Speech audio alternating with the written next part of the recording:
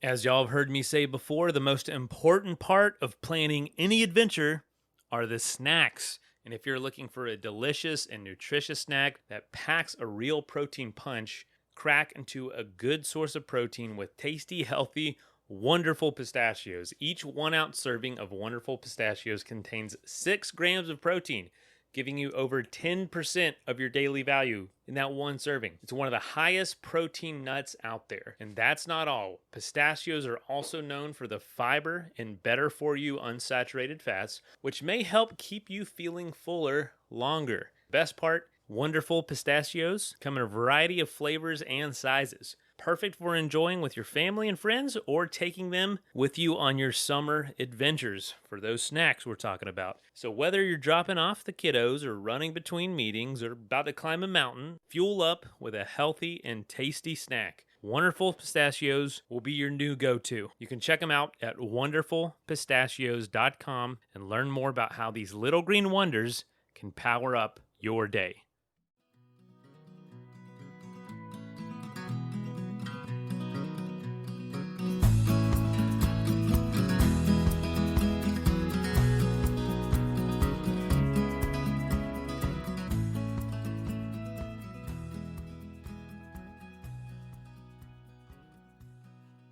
Hey folks, welcome to the Adventure Sports Podcast. I'm your host, Mason.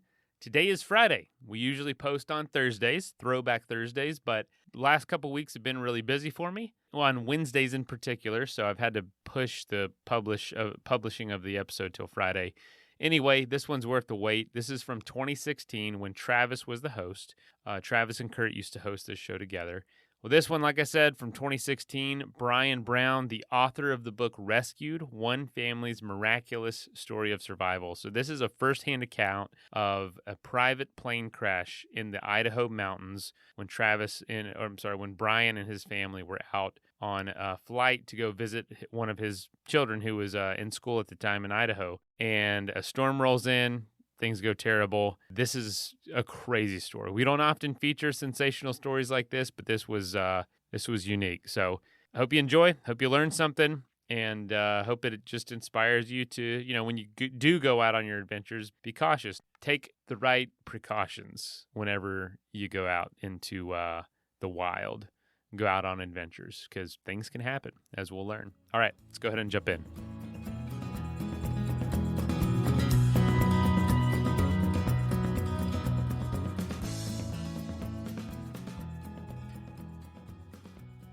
Hi, and welcome back to another episode of the Adventure Sports Podcast. This is Travis. So today on the line with me is Brian Brown. Brian is a pilot and a retired captain of the fire department. The show today is going to be on Brian's experience flying, but the kicker here is that Brian was involved with a plane crash in the mountains in Idaho, and he had written a book about it. The book is called Rescued, One Family's Miraculous Story of Survival. And it really is a pretty crazy story, and one that you guys will definitely enjoy. So, Brian, let's jump into it. Welcome to the show. Thank you for having me. Yeah, good to have you. Yeah, glad to share our experience. Absolutely. Well, I'm glad you're around to share it with us. Okay, so let's jump in a little bit. We like to get a little bit of background on our guests. I understand you've been flying for quite some time. You started flying at 16? Yeah, I actually started at 16 years old. It was kind of interesting. My sister used to play softball, and right next to the softball diamond, there was an airport in the little town of Rio Linda where we lived. And so I would sit there and watch her play softball. But in fact, I really watched a lot of times the airplanes flying overhead, getting ready to land at the little airport right next door. And I was probably actually only around 10 years old then. And at that time, my dad was still an active pilot. And he actually took me over to the airport at the end of one of the softball games and had, paid for one of those introductory flights, for, I don't know how much it was back then, but anyway, it was for about a half hour. And the pilot let me take the controls. And I'll tell you, from that point, I was hooked. And it just didn't take much else to keep me from wanting to do that at that point. Such an amazing experience for your first time, isn't it? Oh yeah, and especially at the too, I was just excited out of my skin. Yeah, when you get up there and the pilot says take the controls, you're kind of thinking, what? What? Why would I take the controls here? Are you sure you want to trust me with this plane? But I mean, just to keep a small plane like that level in flight is obviously a simple task, and you have somebody there backing you up. But it's such an amazing experience to be able to grab those controls and take flight for the first time, because it's something that so many people don't get to feel for themselves. Oh, absolutely. And, I try and do that still today is, when I'm flying and I take somebody up, I'll let them take the controls. And like you said, in most planes, there's actually a set of controls on both seats. So, the pilot can always totally take over the airplane at any point in time. So there's never really any hazards. So that was when you were young, at 16 years old. And I understand it took you a little while to be able to become a private pilot, to get your license. Had you just kind of flown off and on leading up to that? What took so long to actually to get your license? Oh, that's exactly right. It's kind of expensive. And so, I mean, it's a hobby. If, you want to get into it, you need to make sure you want to stick in it. It's because you will spend some money to get started. I was actually paying for it all myself. My folks didn't pay for it. I had to pay for it out of my own pocket, which made it a little bit harder. And you can't, at that point, you couldn't actually have your license until you were 18.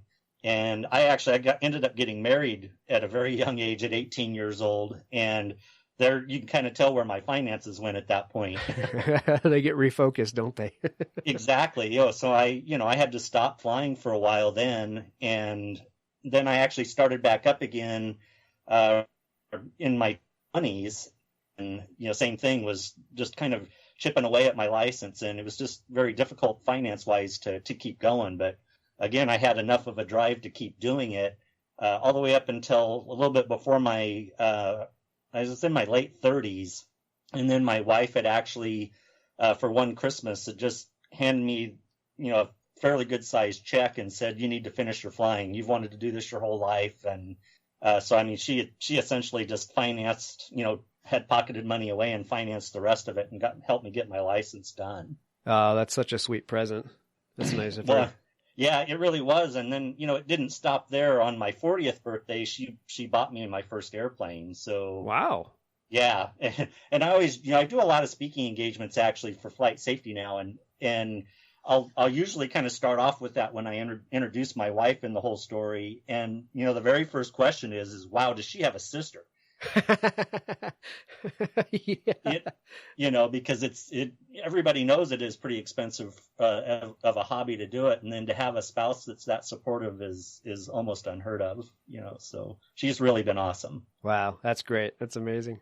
All right, so you finally end up getting your pilot's license after all that. I can understand it is cost prohibitive, and like you said, if you're wanting to dabble in it, you really need to either decide whether you're going to jump in the pool or stay out of the pool, because it's not something you take lightly. You don't just get a pilot's license and maybe go rent a plane every 3 months when you can afford it. It's just not worth it at that point. So you dive in with both feet at that point. Right. Okay. So you get your pilot's license, and you had been flying for, I believe, about 10 years prior to the incident we're going to talk about. Is that correct? Yes. Okay. All right. So let's go into it. You guys live in California, and you were going to be getting on your airplane Memorial Day weekend 2012 and heading with your wife and your youngest daughter to go see your oldest daughter in Mountain Home, Idaho. So tell us what it is you were going to be doing, and then walk us through the stages of this trip that led up to the event.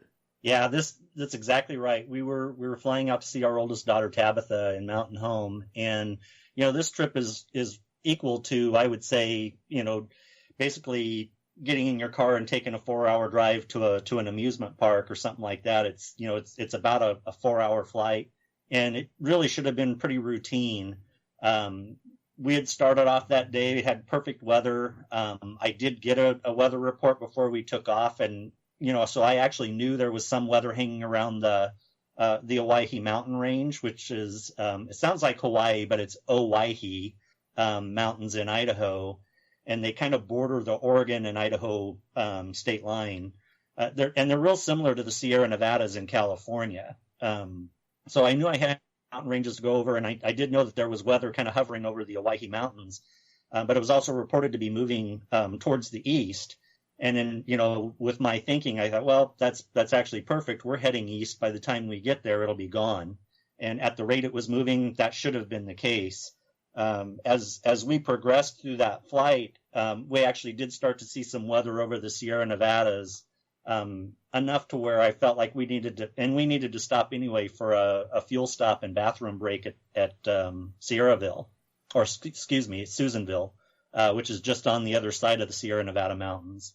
And so we did make that stop and got the weather report, and the weather was still reporting the same thing, that there was weather over the Owyhee Mountains.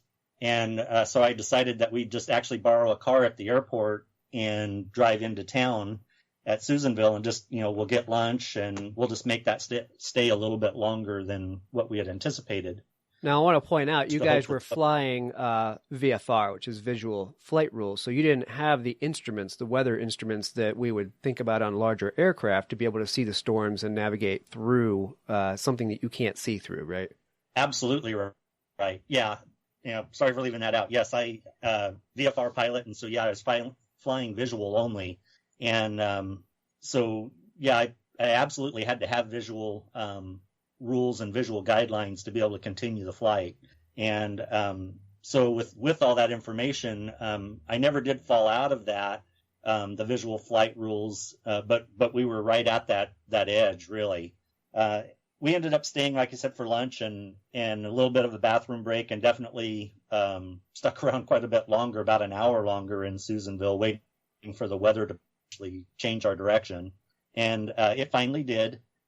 We took off again and headed for pretty much direct for Mountain Home, Idaho. And as we got probably about 30 to 45 minutes from Mountain Home, I could see that weather up there. It still hadn't really moved as I'd hoped, but it wasn't really producing any rain. So my thought was, well, I'll stay visual. I'll go underneath it, underneath the weather, and we don't have that much further to go. We should be fine. And so we had progressed on.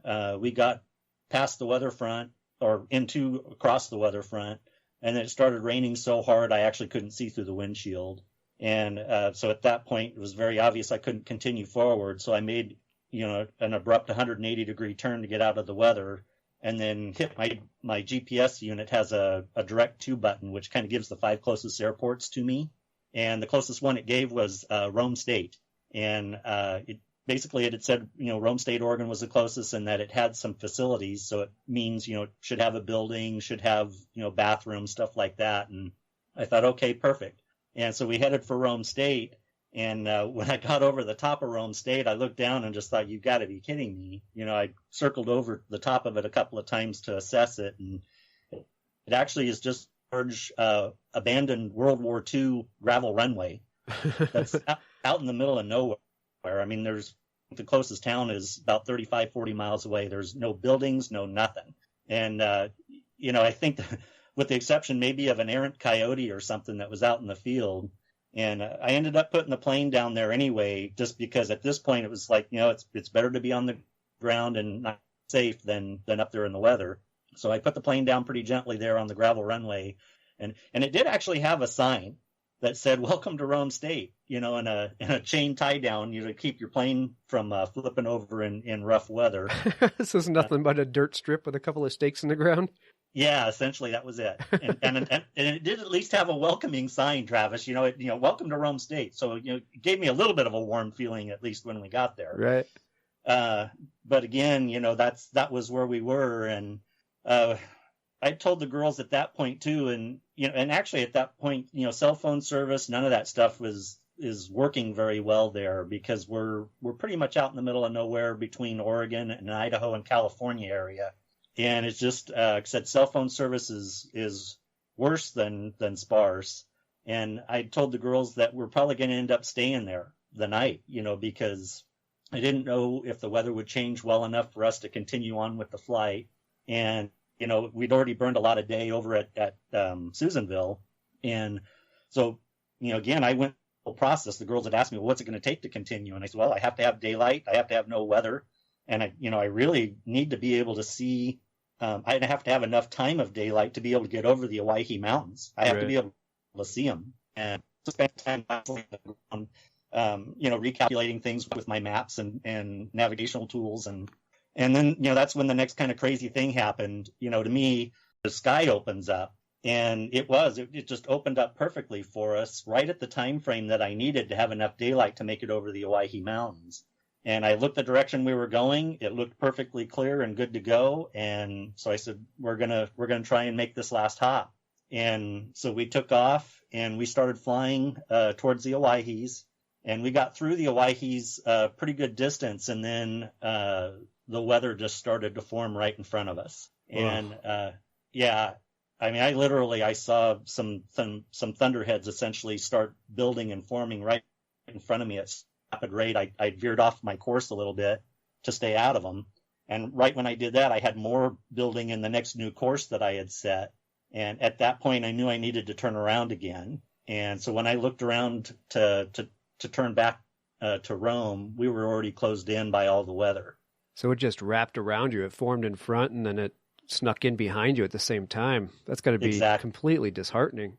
Yeah, it was. And it was the very, very worst place in the world I could have put myself. I'm really only about 1,000 feet above the terrain.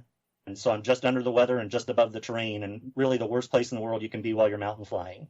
Right. And found myself just the busiest I'd ever been as a pilot too. I'm scanning instruments, I'm scanning weather, I'm scanning the terrain, I'm settling my wife and daughter because it's also pretty bumpy at this point too. And that's when finally in one of my scans, I was watching and we were coming over a ridgeline. I saw our airspeed go from 110 down to 40 just in the snap of a finger.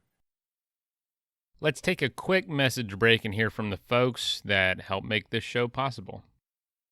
I love companies that pull inspiration from the places they go or where they're from and really make you feel like you're somewhere else. I love adventure and travel companies that do that, and Roark does that. Their gear isn't born in a factory. It's inspired by actual journeys and adventures they've taken themselves. From the cultures, from the climates, from the land, from the place they're in, and tailor the gear to not only be functional while you're out there, but also look really good. They've been doing this for over 10 years as they explore the globe and do adventures and take the roads less traveled. There is a story behind each of their products. And I'm actually wearing right now, I'm literally holding it in my hands like as I talk to you, the Roark Bless Up breathable stretch shirt. And it's awesome. Like I would wear this to dinner, and I would wear this out on the paddleboard, and I would wear this to the airport. It's just like one of those amazing shirts that you can kind of do it all in and it looks good. It's not just completely rugged. It balances all those beautiful things. You can just have it on while you surf, or like I said, after surfing, going out to dinner, which not gonna lie, I like to do.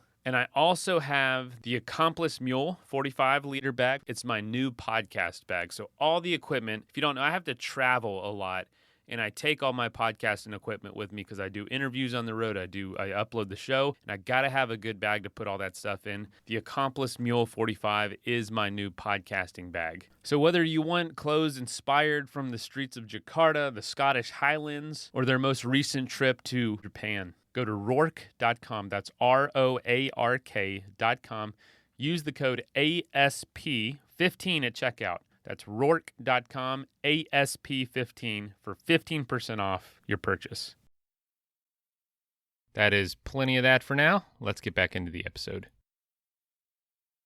And my plane, that 172 needed at least about 50 to 55 miles an hour to fly. And we'd gone well past that. And again, that's not uncommon in mountain flying to actually see a drop like that, but normally it'll slowly kind of come back and recover. And in this case, it didn't.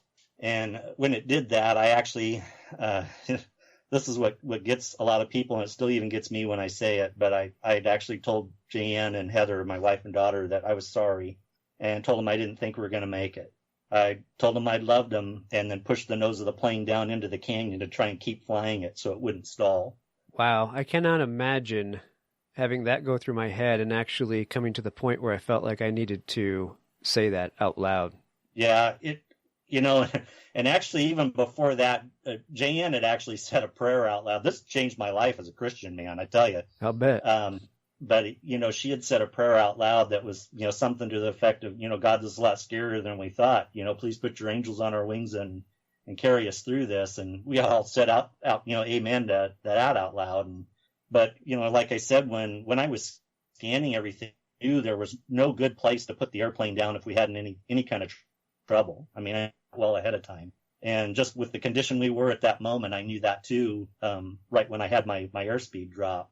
And so anyway, when I plunged that nose of the plane down, right before we hit the bottom, I actually got control back. I could feel control back in the yoke, and it pulled it back as far as I could. And so the nose flared pretty steep up. We were trying to fly back out of the canyon, and I hit 2 trees with the wingtips and then smacked belly first into the next mountainside. For 2 of us, for Jan and I, actually, we went unconscious pretty quick. I ended up hitting the windshield and actually going through the windshield a little bit. And Jan hit the doorpost of the airplane. As on the impact, it ripped the door off on her side. And according to Heather, my daughter that was in the back seat, she said that I was only out for probably only like 2 or 3 seconds. So it was just more of a daze than a true knockout. And I do remember, kind of opening my eyes, shaking my head a little bit. And my first thought was, wow, we're still alive. I mean, I couldn't believe it. Because pilots don't survive mountain plane crashes, and here we were, I thought, wow, I couldn't believe it. And then in that very next deal, I could hear Heather screaming for her mom. And when I looked over at Jan was just hanging limp like a rag doll. Basically, seatbelt was the only thing holding her in the airplane. And I tell you, my first thought was, I thought, oh, shoot, I've just killed Jan. Right. And at that point, my professional rescuer part just kicked in. And I grabbed Jan, pulled her back into the airplane, and, held her head in line to open her airway, and was calling to her, trying to get her to breathe and all that sort of stuff. And it was one of the most horrific sights I've seen. I've seen it several times during my career, but when it's your own wife, it's a lot different. And I just didn't think she was going to make it. And then after about probably 35, 45 seconds, she finally, her eyes kind of fluttered open. She took a big gasp of air and she said, "I'm here. I'm still with you." And, what a huge sigh of relief. Yeah, that's an understatement. Yeah.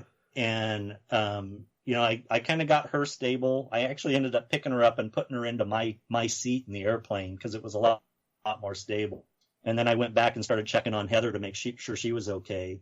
And she was pretty bumped and bruised. She actually hurt bad enough to where I thought she might have actually fractured her hip. But she was a trooper. I mean, that gal was just something else. And at the time, she was 26 years old. So, I mean, young woman, but still, I mean, she really held it together based on everything she had seen and what she had gone through. And at that point, she was actually helping me gather stuff together. Extra clothes and things that we actually could reach, because most of the plane's contents slid deep into the tail cone of the aircraft. So most of the stuff was really tough to retrieve. But one of the most key things she got was my portable aviation radio. And, I was able to turn that on and check to make sure that my emergency beacon was working. And, thankfully it was. And from that point, then I got out of the plane, made sure it was stable and that it wasn't going to slide down the mountain anymore. And then made a decision that wasn't real popular with Heather. At this point, Jan doesn't remember a lot of the crash. And she was out of it that evening. But what I told Heather was that I was going to try and hike up the mountain about 300 yards and try and transmit a mayday with my radio. And based on how I looked, and, I didn't know how bad I'd actually looked, but she just had nothing to do with that. She says, you're not going to make it back. You can't do that. And I argued with her to the point where it was like, I got to try. And I did end up trying to transmit that mayday with obviously with no success. And, during that time, climbing up the mountain and trying to transmit that mayday, our situation got a little bit worse. It started snowing. Of course it did. Yeah. And so I'm kind of thinking, okay, now I've got to try and keep us warm. So I started dragging wood back down towards the airplane to try and build a fire for us and, be able to keep us warm, because I had no idea how long our rescue would be. And well, and you guys were in pretty light clothing. You had left a warm climate in California expecting to land in a pretty warm climate in mountain home. So you weren't dressed, for the snowy mountains that you ended up crashing in. No, we really weren't. And I was probably dressed the warmest. I had jeans on and I had 2 shirt layers on.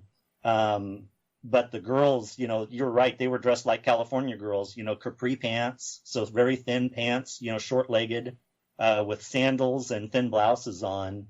And, Heather had a pillow that she always traveled with. So we had that too.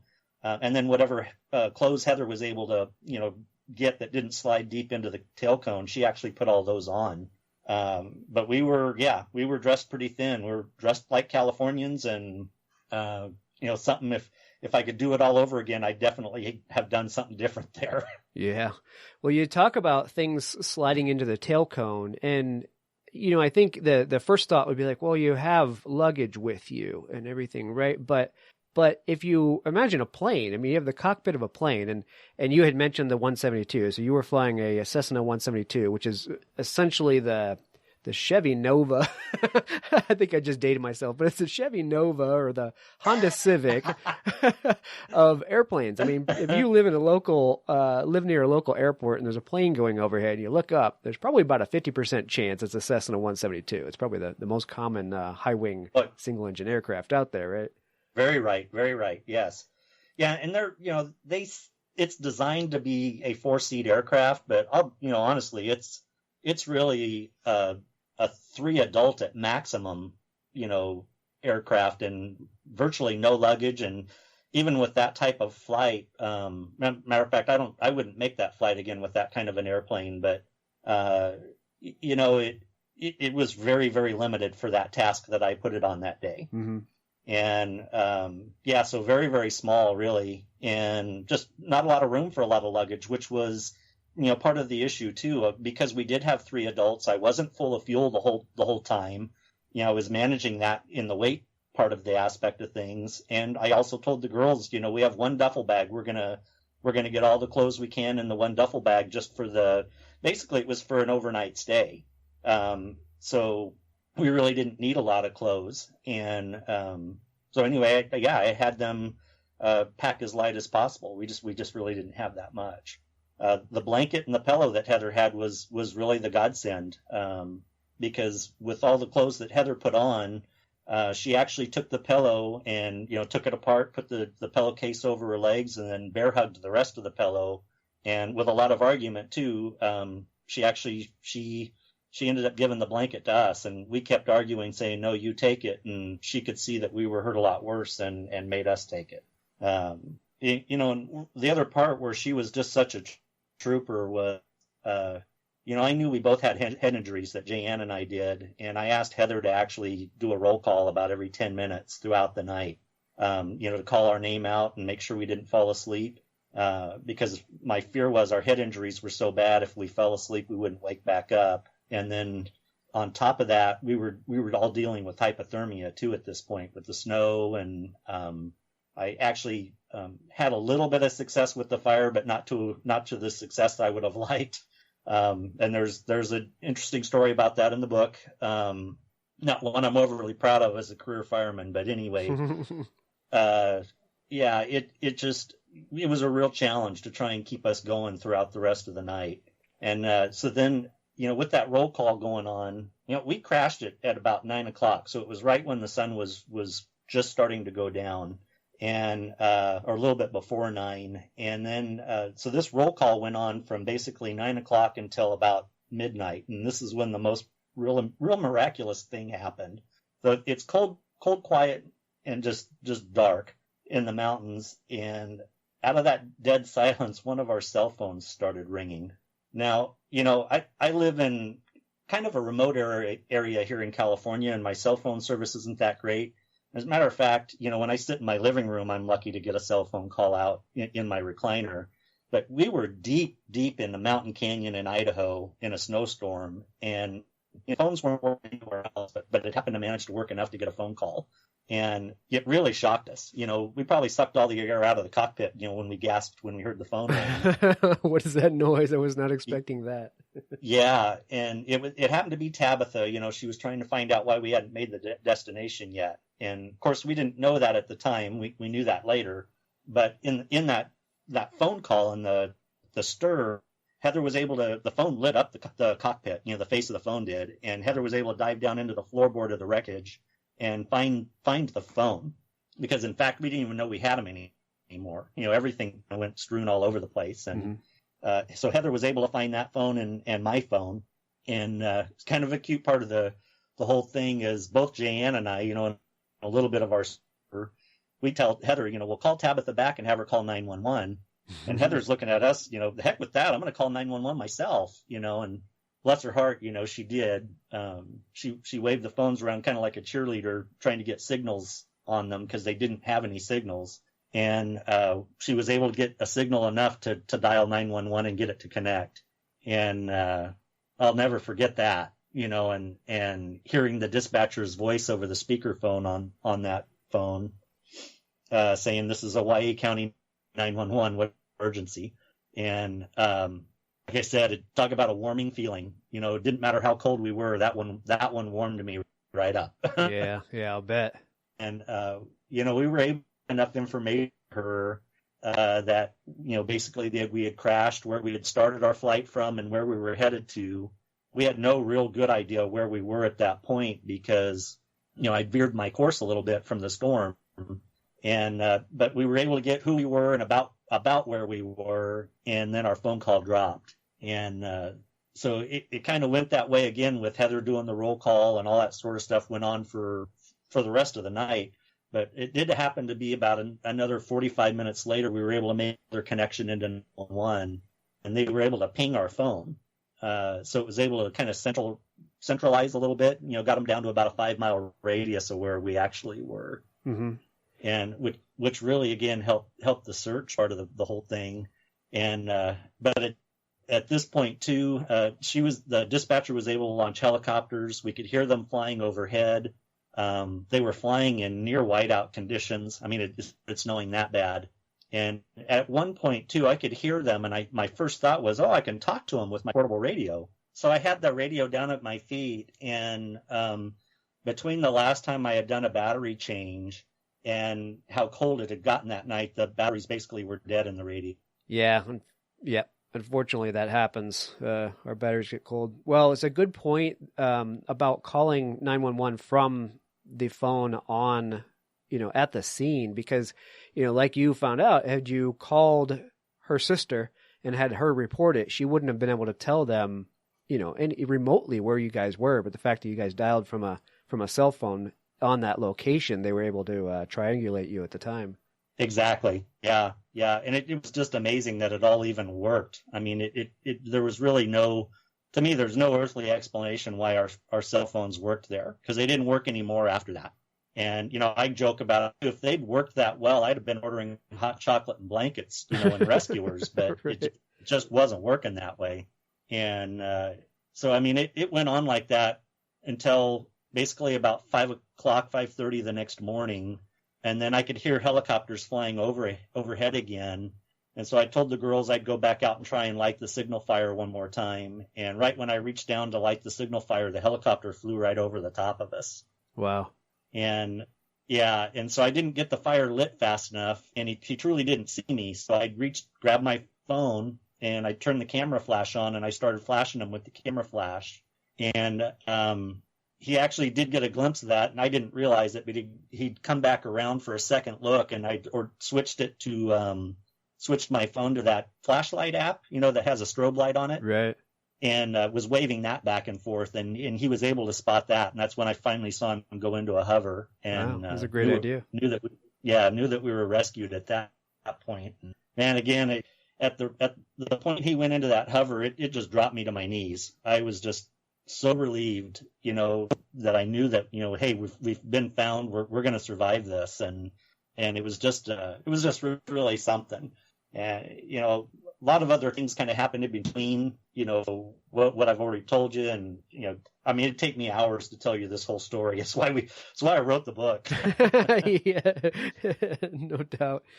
Well, and to remind our listeners, the book is named Rescued, One Family's Miraculous Story of Survival. So if you want to hear more of the story in detail, certainly go check out his book. We put that in our ASP bookshelf for you guys, as well as the show notes. But so you guys are sitting in the snow-covered mountains at this point in a crumpled up plain, and the helicopter finally finds you. And I think you guys had other rescue crews coming in on foot and 4x4.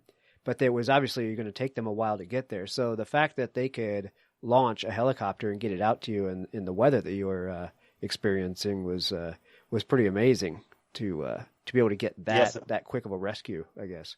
Yes. Yeah. Again, another miracle in the whole scheme of things. I mean, there were so many things that were just so far in our favor. It's just unbelievable. Yeah, no doubt. So when it comes to the flight and flight plan and everything, I know sometimes, via VFR, sometimes you file a flight plan and sometimes you leave it alone. Had you guys had one at the time? No, and see, there's more of the rest of the errors that I made.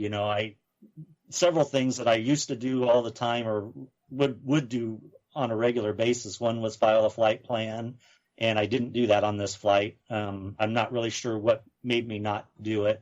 But the other was using flight following, which is basically you're talking to radio controllers, tower controllers all the way through. And, it's beneficial because they tell you positions of other aircraft and weather and all kinds of stuff, and vice versa. You can tell them things that you see, and it's constant communication. And again, for whatever reason, I just didn't do that. I do know that actually partially in my head, I thought, well, I always had contact with Tabitha as far as, she knows when we're going to get there. So that was the flight plan part of it. But the flight following, I think one of the biggest reasons why I didn't on that flight is communications in general are very sparse through that region. And I have a lot of pilot friends that fly through there, and they said, well, not real sure how well your radio would have worked there anyway. And that might have been part of, I'd had those conversations before even that flight with pilots and had them say that. And that might have been partly what had encouraged me not to do it on that one. Right. Not a good choice, clearly not a good choice. Yeah, I wondered. And, that's definitely. A lot of times I think we get into certain hobbies and careers and things that we do, and there's a certain point where we become comfortable and complacent with what we do. And I wondered if that factored in, because you had been flying, again, since 16 and having your private pilot's license for 10 years before this even happened. So you were experienced, no doubt.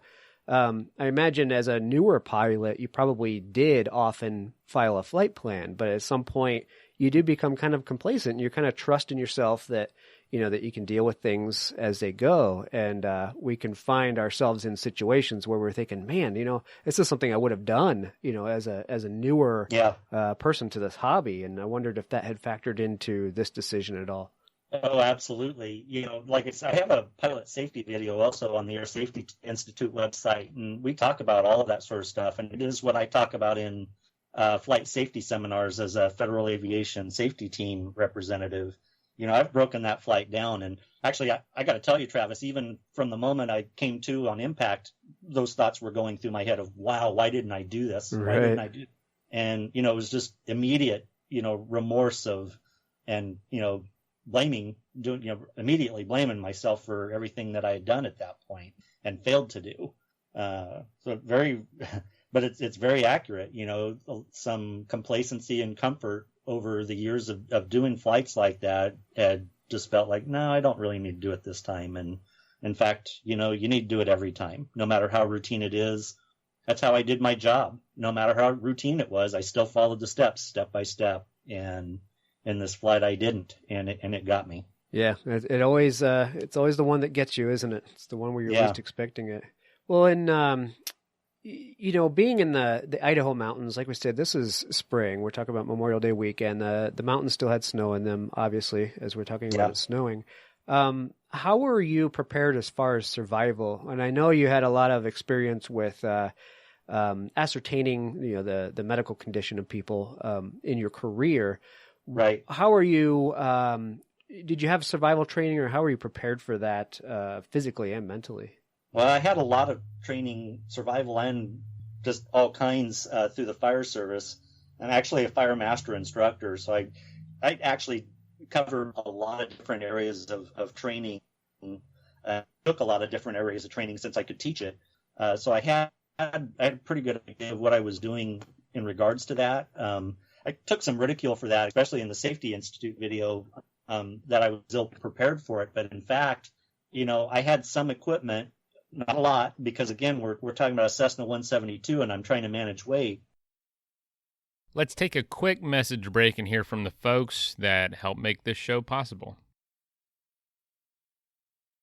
That is plenty of that for now. Let's get back into the episode. Pretty much all of my equipment slid so deep into the tail cone I couldn't get it. And that was the frustrating part, So what I've really learned out of that too is I actually have a fishing vest that I have now that I can either wear or I can strap it right over the back of my seat. And all the pockets are filled with all my survival gear. And in fact, I actually prefer wearing it rather than slipping it over my seat, because if I have to leave the aircraft, then I at least still have it. And so, as far as answering your question, though, I mean, I had enough knowledge to be able to keep us warm. I mean, I knew how to get a fire going. I knew how to do just some basic, shelter building and stuff like that if we'd have needed it for the long haul. And we were able to gather enough food and water from what was in the airplane to have kept us sustained for a while. Our biggest issue would have been injuries. And really the very, very biggest issue was hypothermia. That quite nearly killed Jan. Yeah, and I think your medical training and your line of work probably factored heavily into the survival of you guys, of your family out there. I think that went a long way for sure. Yeah, I think it definitely helped. So normally on our show, we try to inspire people to go out and do some of these things, but I do like to share these things at the same time because these are things that can happen. And bringing up something like, a bunch of your equipment getting stuffed deep down into the tail of that aircraft, that's not something you can really ever plan for. No. It's something that happens. And, unless you have tools to sit there and cut the aluminum siding of that plane away, you couldn't have gotten, the body width of a human back in there to retrieve it. So, with all that said and disaster, as we're speaking of, what are some words of encouragement that you might have for people? We don't want to scare them away from flight. I know you're back flying. It didn't scare you away from flight. So let's bring it around that way, and maybe some words of encouragement to go out there and start the hobby of flying and get your license. Oh, you bet. And again, we're talking about flying standard aircraft. There are other licenses out there. There's sports pilots licenses for flying stuff under 100 horsepower. There's licenses that you can fly ultralight planes. You can still get the joy of flight. There are so many categories out there that aren't quite as expensive as flying, your standard aircraft. That I definitely say start there. Definitely start there and see if you even like getting off the ground. Some people figure it out pretty quick right from that point. Once they've left the ground, it's like, nope, don't want to do this. Like me with skydiving, I won't do that. My mindset, I'm not jumping out of a perfectly good airplane. Unless I absolutely have to. It's just not going to happen.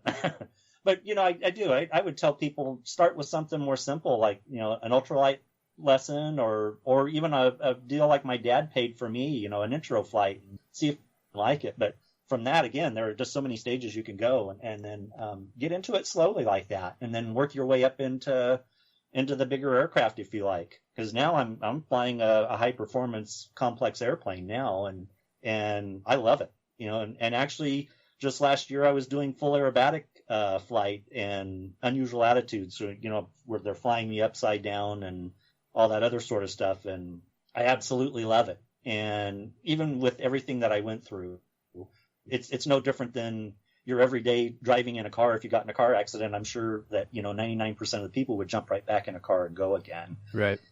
And that's what this is about too. We had a very traumatic thing. We survived. I've learned a ton, and I still just absolutely love the sport, and it's a wonderful hobby. I mean, we have the ability to fly, from one end of California to the other in just a few hours, just to get a hamburger if we want to, and it's kind of neat to be able to do that, and so again, that's kind of where I would say is start smaller. If the fear of the expense is there, then start in the smaller end of flying and work your way up, and I truly think you won't be disappointed. It's a wonderful hobby. Yeah, it no doubt is. I had started out quite a while back getting my pilot's license, and I had this hunch that it was around after 9/11, and a lot of places were laying off in 2001, 2002 era, and I had a hunch that I was going to get laid off, so I stopped taking flight lessons. Talking about being cost prohibitive like we were. Decided to pocket the cash instead of putting into flight lessons. And I'm glad I did, because ultimately I got laid off. But the lessons that I did have and the experience that I did have was truly amazing. I never did quite go back to finishing up that pilot's license. Maybe someday I will, but it really is an amazing hobby to get up there above the world, and as congested as our world is anymore, to be able to get up and have that sense of freedom and look down on it for a while is truly amazing. I can't blame you for doing it. Yeah, it is a whole different perspective. Yeah, just like you said, you can see congestion everywhere, and you have wide open space. Right. It's just amazing and wonderful. So what are some lessons learned? Maybe share some of these things for new pilots. Like we talked about, we can be new to something, but then we can have experience and become complacent, but then we can come out the backside with that complacency and that experience tied together to really have a well-rounded understanding and knowledge and experience of a hobby. So now that you're kind of on this side, I mean, you've been a new pilot, you've been flying for quite a while, you've crashed a plane, you've gotten back on the horse. What are some lessons that you've learned that you might be able to pass down to other pilots or newer pilots, either from the flight perspective or preparation, or even being prepared for a survival situation if you find yourself in that situation? Yeah, the big one, like I had said, I used to do things almost by a checklist, and pilots do things by a checklist. I still do fly by a checklist. I was probably pretty complacent that day, especially, well, not probably, I definitely was complacent not using the flight plan or flight following. And those are really part of the checklist, and you just can't leave those things out. They're there for a reason. I've actually added a personal checklist, and that has more to do with my overall well-being. Am I even feeling good that day? Do I have a stomach ache? Does one of my fingers hurt? Is there anything that's distracting me, from my job at hand of flying this aircraft? And same with like the skill level, even though I've got a certain amount of training, hours, all that sort of stuff. And, when was the last time I flew at night? When was the last time I flew in a heavy wind day? You keep all those things logged, and that's part of your personal well-being checklist too. And if you're outside the parameters on those, it's been probably past more than 60 days since you've done a flight like those types, high wind or night or something like that, just unusual, you probably shouldn't go. You should probably wait and fly with an instructor in those times again, and get yourself current in all of those conditions and make sure that your own personal checklist is up to speed. And then, so that's just you in general. And again, flying just by your checklist is really a good procedure. You need to just stick with that. And then on the emergency aspect of things, have a safety kit with you, for first aid and for some parts of survival, just some very basic tools, but not just basic tools that you know how to use. Bless my family's heart, for my birthday and Christmas over the last few years, I've got every survival gadget you could probably imagine. I'll bet. And, some of them I opened and looked at and it's like, man, I'm not sure I know how to use this thing. And I took it out and figured out how to use it. And that's what I recommend to you too. If you buy something like that, take it out, figure out how to use it. And, before you're in the stress, when you're in the stress of that situation, that's just one more thing. that you have to battle. So, have some tools available, have tools that you're familiar with, actually use them, and, try and keep them light and keep them simple inside your kit.